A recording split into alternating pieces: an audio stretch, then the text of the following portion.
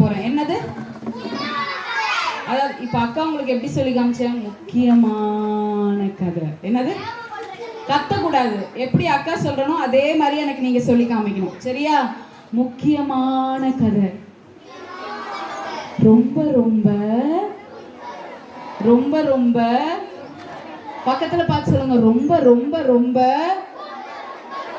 முக்கியமான கதை சொல்ல போறேன். சொல்லட்டுமா வேண்டாமா? சரி அக்கா சீக்கிரமா முடிச்சுட்டு நம்ம முடிச்சிடலாம். சரியா? டாக்டர் ஆகணும்னு எத்தனை பேர் ஆசைப்படுறீங்க? நிறைய பேர் டாக்டர் ஆகணுமா? சரி ஓகே. நர்ஸ் ஆகணும்னு எத்தனை பேர் ஆசைப்படுறீங்க? கொஞ்சம் பேர் நர்ஸ் ஆகணும். சரி நல்லா கவனிங்க. அக்கா வந்து நல்லா ஊசி போடுவேன். ஏன்னா நான் ஹாஸ்பிட்டலில் நர்ஸாக வேலை பார்த்தேன். நிறைய பேஷண்ட்ஸ் உங்களை மாதிரி நிறைய குழந்தைங்க எல்லாம் கையில் அடிபட்டு உடம்பு சரியில்லாமல் ஃபீவர் வந்துட்டு அப்புறமேட்டு என்னது சின்ன வயசுலேயே நிறைய பிரச்சனையோடு ஹாஸ்பிட்டலுக்கு வருவாங்க, எமர்ஜென்சிக்கு வருவாங்க. அப்போ என்ன செய்வோம்? வேகமாக ஓடி போய் அந்த குழந்தைக்கு என்ன பிரச்சனைன்னு தெரிஞ்சுட்டு உடனே ஒரு ஊசி என்ன செஞ்சிருவோம்? போட்டுருவோம். யாருக்கெல்லாம் ஊசி ரொம்ப பிடிக்கும்? ஓகே, நிறைய பேருக்கு பிடிக்குமா? யாருக்கெல்லாம் மாத்திரை ரொம்ப பிடிக்கும்? சரி சரி கவனிங்க. அப்போ அக்காவுக்கு என்ன நடந்துச்சுங்கிறத சொல்றேன். இப்போ ஒரு நாள் என்ன ஆச்சுன்னா, ஒரு பேஷண்ட் என்ன செஞ்சாங்கன்னா ரொம்ப வயிறு வலிக்குதுன்னு சொல்லி ஹாஸ்பிட்டலுக்கு வந்தாங்க. அப்போ அக்கா போயிட்டு அந்த பேஷண்ட் கிட்ட கேட்டேன், உங்களுக்கு என்ன ஆச்சு, ஏன் வயிறு ரொம்ப வலிக்குது அப்படின்னு கேட்டேன்.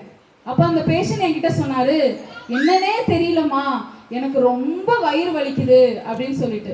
சரின்னு சொல்லிட்டு வயிறு வலிக்குதுன்னு அக்கா என்ன பண்ண, எல்லா மெடிசன் என்னென்னலாம் வேணுமோ அதை எல்லாத்தையுமே அவருக்கு என்ன செஞ்ச பண்ணேன். இப்போ பண்ணி முடிச்சுட்டு பேஷண்ட்டை வீட்டில் அவங்க வந்து ஹாஸ்பிட்டல் அட்மிட் பண்ணிட்டு நான் வீட்டுக்கு வந்துட்டேன். எங்கே வந்துட்டேன்? வீட்டுக்கு வந்துட்டேன். வீட்டுக்கு வந்த உடனே அக்காவுக்கு பயங்கர ஃபீவர். கையெல்லாம் என்ன செய்யுதுன்னா இப்படி நடுங்குது. என்னது? கையெல்லாம் இப்படி நடுங்குது. உடனே நான் என்ன பண்ணேன் அப்படின்னா வேகமாக கிளம்பி அங்கேருந்து ஒரு ஹாஸ்பிட்டலுக்கு போனேன்.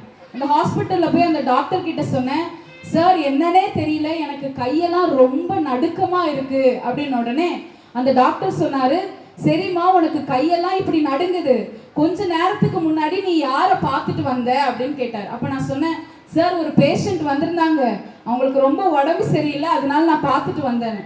பார்த்தா அந்த பேஷண்ட்டுக்கு கொரோனா. என்னது? அந்த பேஷண்ட்டுக்கு என்னது? கொரோனா. அப்போ என்னாச்சு அப்படின்னா கொஞ்ச நாளில் என்னால் என்ன செய்ய முடியல, மூச்சே விட முடியல. மூச்சு விட முடியாமல் பயங்கர ஃபீவர் வந்து ஹாஸ்பிட்டலில் என்ன அட்மிட் பண்ணியிருந்தாங்க. இப்போ அட்மிட் பண்ணியிருக்கும் போது 8 நாள் நான் ஹாஸ்பிட்டலில் இருந்தேன்.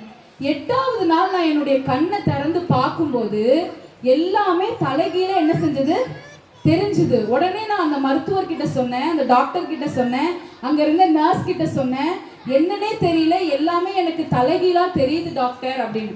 அப்போ அந்த டாக்டர் சொன்னார், சரிம்மா நான் உனக்கு மருந்து எழுதி தரேன் அப்படின்னு மருந்து எழுதி தந்துட்டு போயிட்டார். இப்போ நைட்டு எனக்கு பயங்கர அரிப்பு. அரிப்பு வந்தால் என்ன செய்வோம்? நம்ம சொறிவோம் இல்லையா? அந்த மாதிரி எனக்கு உடம்பு ஃபுல்லாக பயங்கர அரிப்பு. நான் என்ன செஞ்சேன், நைட்டெல்லாம் பயங்கர சீப்பை வச்சு என் உடம்பு ஃபுல்லாக சொரிஞ்ச பிறகு நைட்டு ஒரு 1 மணி இருக்கும், என்னால் வலி தாங்கவே முடியல. 1 மணிக்கு பயங்கரமாக அலறி நான் எழும்பினேன்.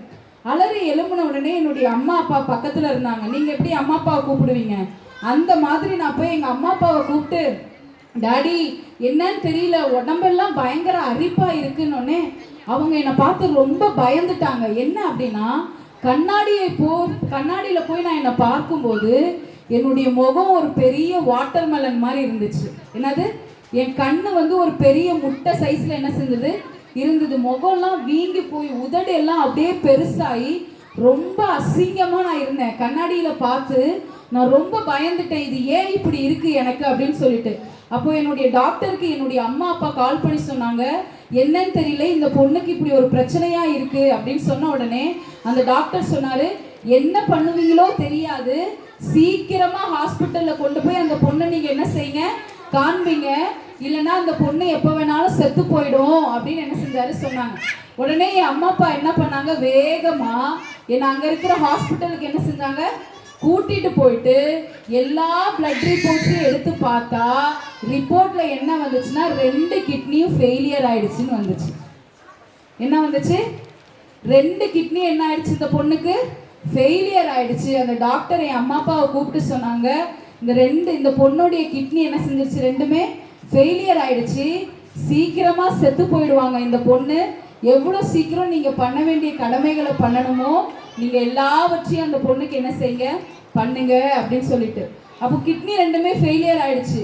நெக்ஸ்ட் டே பாத்ரூம் யூரின் போகணும்னு சொல்லிட்டு நான் பாத்ரூமுக்கு போகும்போது யூரினே போகாம வெறும் ரத்தமா என்ன செஞ்சிச்சு, போணுச்சு. என்னுடைய அம்மா அப்பா இதை என்கிட்ட சொல்லாம நான் வருத்தப்படுவேன்னு சொல்லி அதை மறைத்து வைத்திருந்தாங்க.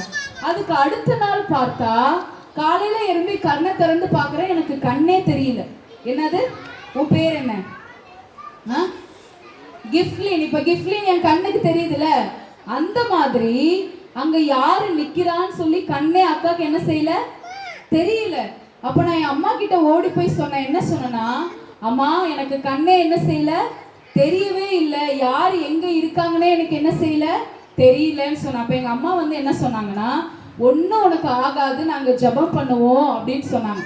சரின்னு சொல்லிட்டு மருந்துகளை சாப்பிட்டுட்டே இருக்கும்போது கொஞ்ச நாளுக்கு பிறகு நான் கட்டிலில் தூங்கிட்டு இருக்கும்போது என்னை எங்கள் வீட்டில் வந்து எழுப்பும் போது தான் நான் உணர்ந்தேன், 2 காலுமே எனக்கு ஒர்க் ஆகலை.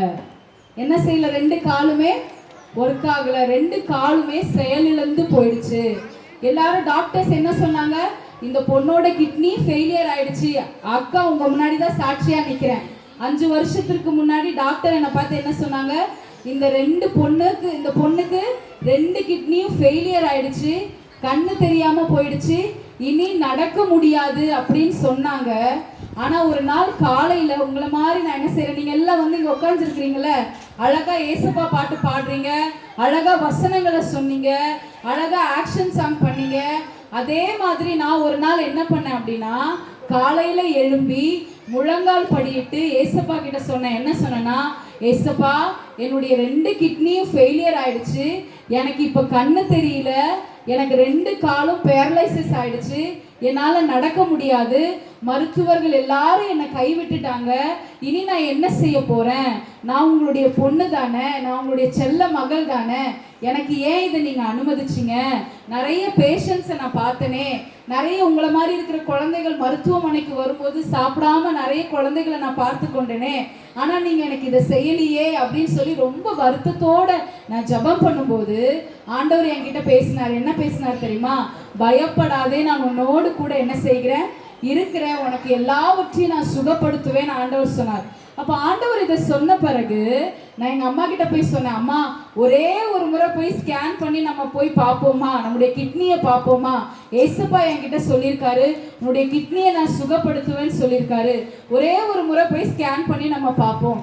அப்போ எங்கள் அம்மா சொன்னாங்க, எல்லா மருத்துவர்களுமே முடியாதுன்னு சொல்லிட்டாங்க, உனக்கு இப்போ கண் பார்வையும் குறைஞ்சிக்கிட்டே போகுது, உன்னால் இப்போ ஒழுங்காக கூட என்ன செய்ய முடியல, நடக்க முடியல, இனி போய் பார்த்து என்ன பிரயோஜனம். நான் சொன்னேன், ஒரே ஒரு முறை போய் நம்ம என்ன செய்யலாம், ஹாஸ்பிட்டலில் போய் பார்க்கலாமேன்னு சொல்லி ஜெபம் பண்ணிட்டு என் அம்மாவும் அப்பாவும் கஷ்டப்பட்டு என்னை ஹாஸ்பிட்டலுக்கு என்ன செஞ்சாங்க, கூட்டிட்டு போய் ஸ்கேன் பண்ணி பார்க்கும்போது ஏசப்பா புது கிட்னிஸை தந்திருந்தாரு. கிளாப் பண்ணலாமா எல்லாரும் ஏசப்பாக்கு?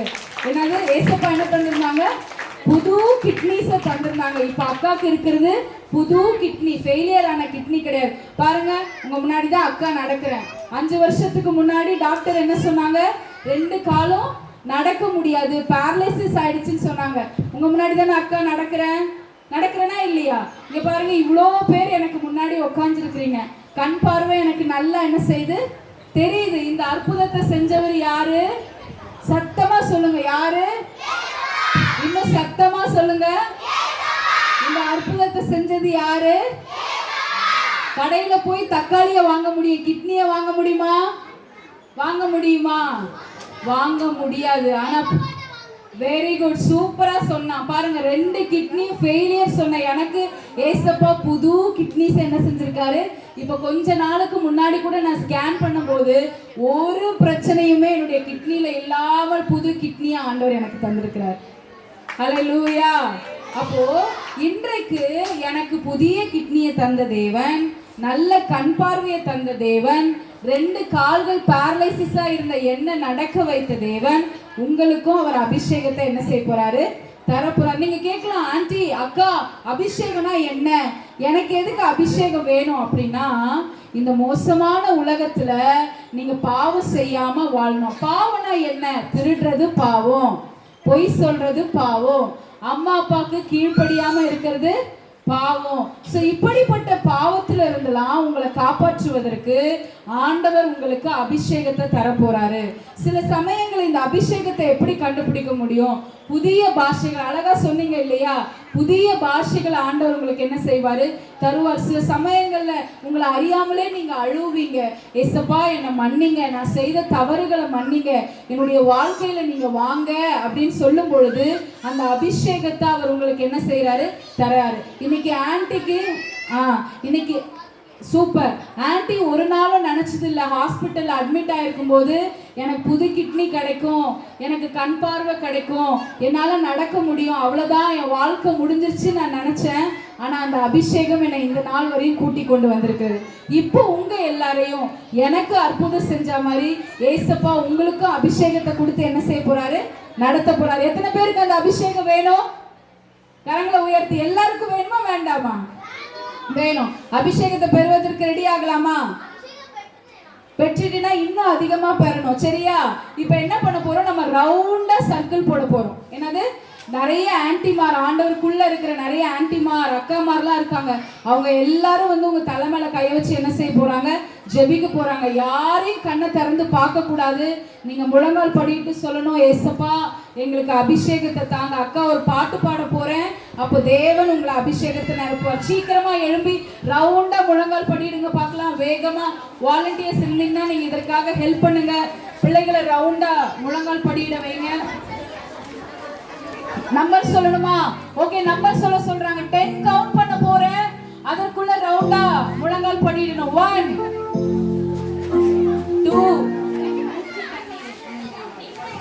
2 3 நல்ல நல்ல பெருசா பெருசா பெருசா போடுங்க, பெருசா போடுங்க. மறுபடியும் அக்கா கவுண்ட் பண்ண போறேன். 1 2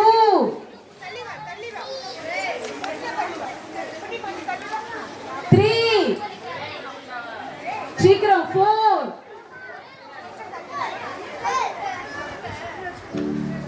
5 6 7